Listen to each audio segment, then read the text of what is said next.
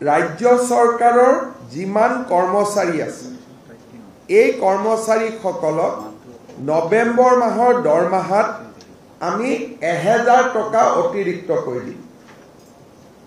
1000 টকা লৈ তেওঁলোকে কিতাপ কিনিব লাগিব আৰু ৰচিদ কিতাপ কিনা ৰচিদ তেওঁলোকে নিজৰ হেড অফ দা ডিপাৰ্টমেণ্টক জমা দিব লাগিব। আমাৰ ৰাজ্যত প্ৰায় 3 লাখ চৰকাৰী কৰ্মচাৰী আছে, বেছি আছে, 4 লাখ বুলি ক'ব পাৰে।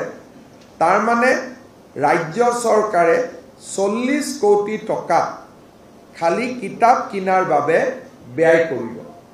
যদি কোনোবা কৰ্মচাৰীয়ে টকাটো লৈ গৈ কিতাপৰ কিনা ৰচিদখন ঘূৰাই নিদিয়ে তেতিয়াহ'লে নেক্সট মাহৰ দৰমহা 1000 টকা কৰ্তন কৰা হ'ব। আৰু যদি কিতাপখন কিনে তেতিয়াহ'লে তেওঁ সেই টকাটো দৰমহাৰ অতিৰিক্ত হিচাপে লাভ কৰিব।